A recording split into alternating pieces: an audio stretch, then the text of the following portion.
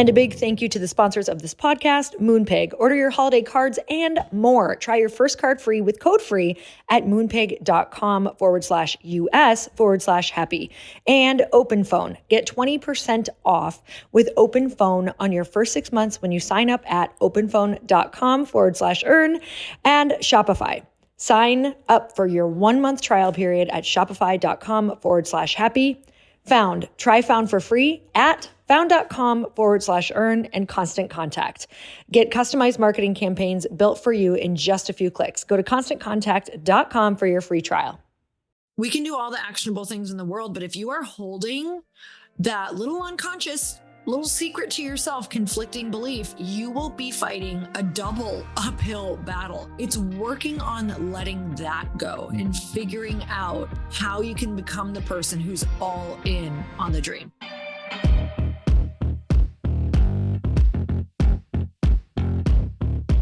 And we're back with another episode of He Said, She Said. And I love the subject that we're about to get into today, but I got to ask you your glossy tip. Got to keep it going. Glossy tip. It's that time of year. You guys are going to hit January 1st and you are going to be wishing that you ordered your glossy to help you feel less bloated and to have something that you can get into a routine right away.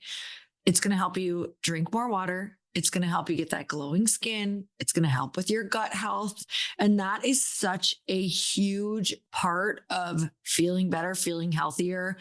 For so many people, they have health goals. They want to lose weight. I'm telling you, if you want to absorb more nutrients, feel better, feel less bloated, wake up feeling leaner, this is such a great kickstart. And you guys, stay tuned. We're going to be doing a free glossy challenge that you can all join. So make sure you go follow the Instagram as well. So you can go to getglossy.com and use code HAPPY. And that's getglossy, GETGLOCI.com. All right. And I just want to add something to that. Like straight up, no agenda, not because you're my wife, not because it's your product. The dude's version of this. I take 2 a day and I feel really like way debloated, like way leaner and feel way better because I don't drink water otherwise. And when I don't take 2 a day, I don't feel that way. Last night we had sushi. Drink water. Last night we went out for sushi. Before I went to bed, I got a double glossy water and I woke up feeling not bloated like I normally do after sushi. I'm telling you, this is the key to fix any damage that you do over the holidays. So seriously, go to getglossy.com and use coupon code HAPPY to get 25% off. All right. One more thing too. The applications coming in for the elite level mastermind, which you are now a part of running. Yes. God, I freaking love that you're a part of this now. Have been awesome. They are now just like someone turned on the faucet and they're flowing in. But to give you an idea, and don't let this shy you away from applying, it's our job to curate the perfect room where everything you need is in that room or one ask away, right? And so not all applications make it to an interview. And yesterday I went through about 40 of them and I set about 12 interviews. So I want the best possible applications in front of me. I want the best possible people in that room who are absolutely going to be incredible collaborators with each other, locking arms for an entire year and help us fulfill that promise so that we have diversity in the room so that everything that you want that year is in that room or one introduction away. Mm-hmm. I can't wait. Yeah. So literally just hit pause real quick. If you're going to make over 500 grand in 2025, just hit pause and go to chrisharder.me/mastermind and click apply. That's chrisharder.me.me/mastermind. Go find the apply button and click apply. And then I'll look through the applications. I'll set an appointment to jump on Zoom with you and make sure it's a perfect fit. All right. Here's why I love today's subject. You can't want two opposite things at once and think you're going to have a good outcome. Mm-hmm. And I have done this like my whole life. Like people might outside looking in be like, oh, you guys are a success story. Oh, you guys do so well. Yes. But on different scales, we're nowhere near our dreams. And I'm only going to speak about me. I can't speak about you. I have held us back so many times by wanting opposite things. And I'm going to give you an example and I'll let you weigh in on this. Oh, I'm all ears. I simultaneously say things like, I don't want a big team. At the same very next breath, I'm like, I wish our brands were 3 times bigger. Mm-hmm. You know what I mean? Making 3 times more money. Mm-hmm. Those two things can't coexist. Yep. Yet I say them both like they're both truth. And so what does that do? It causes you to be stuck in the middle of the two. And being stuck in the middle is the worst place to be. Either be all the way one way or all the way the other way. That is the only happiness zone. Yeah. Stuck in the middle is the unhappiness zone. You're always wishing you had both things and you have neither. Mm-hmm. So what's one of your examples where you wish for opposite things and it gets you stuck in the middle? Well, it's not only wishing for opposite things, because some of you are going to be like, you may have a clear one. Some of you are like, I don't know. No, I don't have an opposite thing. I really want more money. I really want the big house. I really want that friend group, right? But unconsciously, Yes. you have a conflicting belief that you have to get to the root of. So I'll use a basic one. There's so many people who want to be in an up-leveled friend group. And you're like, God damn it. Why can't I get in this friend group? Like, why aren't they letting me in? Why am I not attracting those people? But unconsciously, you know that in order to stay in that friend group and in order to continue to grow and be the version of the person who can add value to that friend group, that maybe you have to stop doing some habits you don't want to be doing. Maybe you secretly really like getting shit-faced on the weekends, and that won't really apply in this particular group. That's just a random example. Maybe you feel like, oh my God, now I have to be really accountable to these goals. And you know what? Honestly, I really love slacking off and partying on the weekends a little bit, or I really love watching my Netflix and I can't seem to let that go to reach these goals that I'm telling people. Boy, that makes sense. Like, oh, I really want to be a part of this group, or why can't I have a group of friends like that? And at the same time, you're like, oh, I know they're going to demand more out of me. I know they're going to demand a better me. They're going to hold you to it. And I kind of like, having these party nights. I kind of like having these lazy days or whatever it might be. And listen, there's no right or wrong way to do life.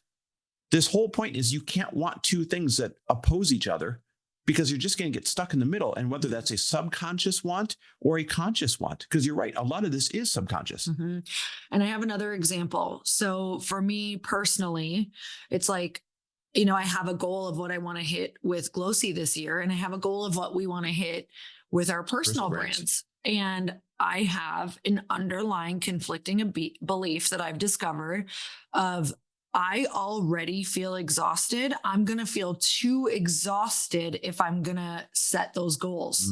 So I secretly have been sabotaging myself without even realizing it, because I'm like, yes, I want that, but I've been really afraid to actually commit my soul to it, like to commit my brain to it 100%, because I'm so afraid that I'm going to burn out. Like for me, if I don't get some downtime and if I don't get some fun time, I don't get the ideas that can get me to those numbers. So for me, what I'm writing down and what I'm doing to get over this. So if you just found that you have a conflicting belief, what I want you to do first is to write down the things that you want to do.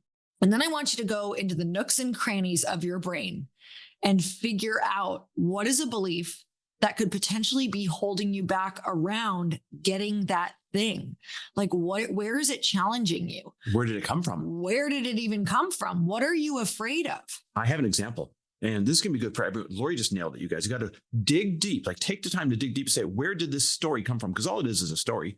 Lori can quadruple Glossy and quadruple our personal brand and still not be too busy. So we know these are stories we're making up because there's ways around everything. So I'll give you an example. We were in Costa Rica, and I'm not going to name the names, but we were with a couple that we're good friends with. And I'm like, hey man, how's it going? Haven't seen you in a while. And he's like, honestly, not good. And I'm like, oh God, what's going on? Why is it not going well? He's like, I just woke up one day and felt like all I do is manage people. And they had, a great big company. It was thriving. And I was expecting him to be like, oh my God, this is awesome. It's great. This is winning and that's winning. And it was the first time this very positive person I had ever seen him kind of like disappointed or dejected or like not in a great spot. And he went on to say, he's like, I started out growing this thing by just doing what we love. And we did what we love so well that we started bringing on lots of people to support it. And then our dreams got really big. And then we needed a really big team. He goes, and now I wake up and all you do is hire and fire and manage human issues and be responsible for like these 50 people. And that moment stuck with me. I was like, oh, I don't ever want to wake up and say, oh, what happened to the fun days? Now all I do is manage and hire and fire. And so that's always weighed on me. And instead of saying, well, that's one person's version of it, there's different ways to get there. That's where my I don't want a big team, yet I have these big dreams, conflict came from. Mm-hmm. And I feel the same way because I actually do not want a big team in Glossy. I want to run it small and tight. And so what I am doing is I'm looking for examples of companies who do have smaller teams and how they're doing that. And I'm not saying that we have to stay small. Like maybe the number is bigger than I thought, but how are they managing these people? And look for the stories that are the good stories, because for as many negative stories as there are plenty that are like, we love our team. Like we're obsessed. We've got someone who's so good at managing team and they love doing it and they love company culture that we don't really even have to do that. And so that's something that I am clinging to. And also this year, it's like, I'm doing a lot of work around getting the help that I need to break through kind of these plateau areas. I'm getting help in social media. I'm getting help with media training. I'm getting help with storytelling. All of these things that I'm like, no, I don't need help. I should just be good at this. I can go learn on my own. No, I cannot. I need someone to help me. I need someone to kind of create the guidebook for me that I can follow. And I need, oh my God, do I need accountability. Mm-hmm. And that's changing my life because it's dates in the calendar where I meet with the people to get the work done. Because if it's just done on my own, I don't do it. You know, you just said something. I want to make sure everybody caught it. If step one is identifying where the limiting belief came from, conscious or subconscious, then step two is what Lori said. And that is you need to go find new evidence to support the dream that you do have in the way you want to have it. Mm-hmm. Because there's always two examples of every single story out there. Always. So sure, there's plenty of people saying, oh, my team's too big and I'm not having fun managing them.